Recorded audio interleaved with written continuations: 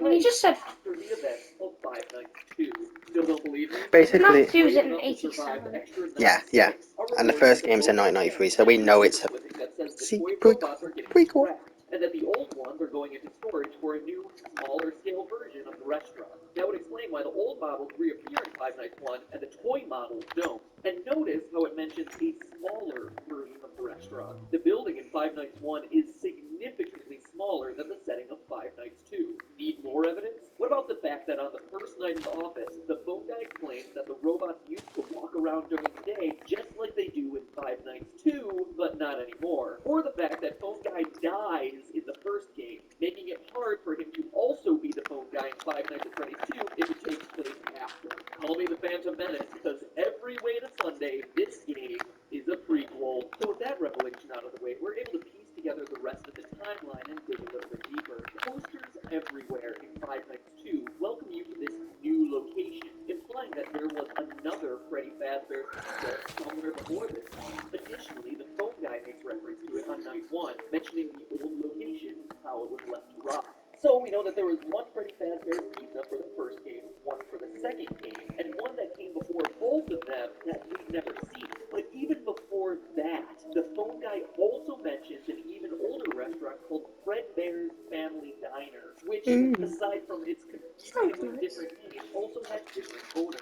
So let's recap. There's the restaurant from the first game, which is the last of the timeline. The one that you're currently working at in 1987 in Five Nights 2, an older location of Freddy Fazbear's Pizzeria left to rot, and the original Fredbear's Diner.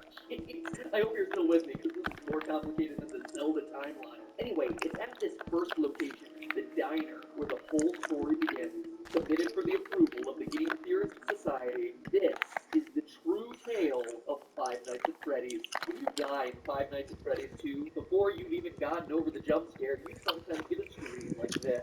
Oh, turn it off! Turn it off! It's too horrifying. That, youngsters, was E.T. for the Atari, a console that came out before the NES. Yes, around the same time as the dinosaurs. It's widely considered to be the worst game of all time, hence me reacting in a horrified manner. See? Humor, folks. But seriously, you get these disturbing death minigames, which, true to the 1987 setting, use Atari-esque graphics to depict various horrific events. All the while, a creepy robotic voice spells out, letter by letter, things like, help them, save them, or save him. These death minigames are the most important piece in figuring out the true story behind these games. Let's start with this one. This death minigame has you playing as Freddy, taking cake to screaming children at a birthday party. As Freddy rushes around trying to keep the whole party happy, a single sad child looks on from outside.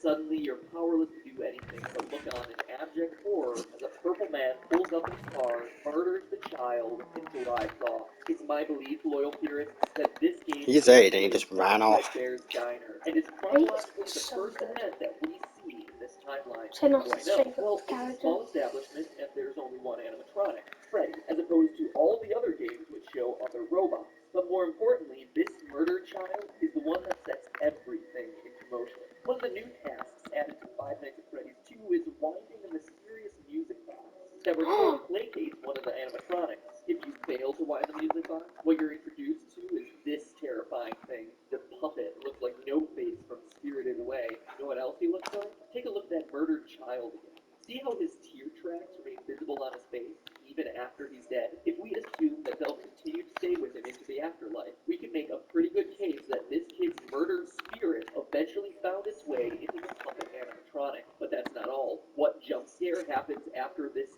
Save Him minigame? After seeing this tear-stained child's murder reenacted in 8-bit, the puppet. The puppet jumps out of the screen and attacks you. Coincidence? I don't think so. That incident marks the first time the chain is ever associated with the final